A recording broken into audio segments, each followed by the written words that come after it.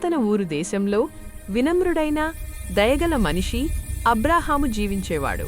అబ్రాహాము తరచూ ఆకాశం వైపు చూస్తూ ఆ నక్షత్రాలను సృష్టించిన దేవుని గురించి ఆలోచించేవాడు. ఒక రాత్రి దేవుడు అబ్రాహాముతో బలమైన స్వరంతో మాట్లాడాడు. నీ దేశాన్ని, నీ తండ్రి ఇంటిని విడిచి నేను చూపబోయే దేశానికి వెళ్ళుము అని దేవుడు అన్నాడు. దేవుడు వాగ్దానం చేశాడు, నేను నిన్ను గొప్ప జనముగా చేయుదును, నిన్ను ఆశీర్వదించుదును. అబ్రాహాము ఆ దేవుని వాక్యాన్ని తన హృదయమంతా విశ్వసించాడు. అతడు తన భార్య శారా, తన మేనల్లుడు లోతు మరియు వారి వస్తువులను తీసుకుని బయలుదేరాడు. అబ్రాహాము యొక్క సమూహము ఎడారులు, కొండలు దాటి పొడవైన ప్రయాణం మొదలుపెట్టింది. రోజులు వారాలుగా ప్రయాణం చేస్తున్న అబ్రాహాము దేవుని మీద నమ్మకంతో ముందుకు సాగాడు.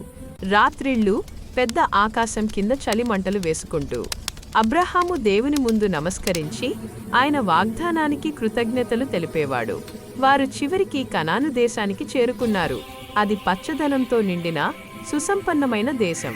అక్కడ దేవుడు మళ్లీ అబ్రాహాముతో ప్రత్యక్షమై ఈ దేశాన్ని నీ సంతానానికి ఇస్తాను అని అన్నాడు.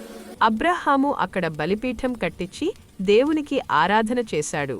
మార్గం కఠినమైనదైనా అబ్రాహాము విశ్వాసంలో మరింత బలపడ్డాడు. అతడు దేవుని మార్గదర్శకత్వంలో ఒక స్థలం నుండి మరొక స్థలానికి తరలిపోయేవాడు. ఎక్కడికి వెళ్లినా అబ్రాహాము బలిపీఠాలు కట్టి దేవునికి ఆరాధన చేసేవాడు. వయసు పెరిగినా దేవుడు తన వాగ్దానాన్ని అబ్రాహాముకు గుర్తు చేశాడు, గొప్ప జనము నీ నుండే ఉద్భవించును అని. అబ్రాహాము ఆకాశం వైపు చూశాడు. నక్షత్రాలు లెక్కకు మించినవి.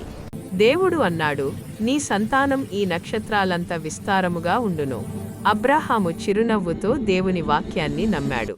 శారాకి కూడా దేవుని వాగ్దానం నెరవేరుతుందనే విశ్వాసం కలిగింది. వారిద్దరూ దేవుని వెలుగులో విశ్వాసంతో తమ ప్రయాణాన్ని కొనసాగించారు. అబ్రాహాము యొక్క విధేయత మరియు విశ్వాసం ఆయనను అనేక జనముల తండ్రిగా నిలిపింది. తెలుగు మరియు ఆంగ్ల భాషలలో మరిన్ని అద్భుతమైన బైబిల్ కథల కోసం సబ్స్క్రైబ్ చేయండి.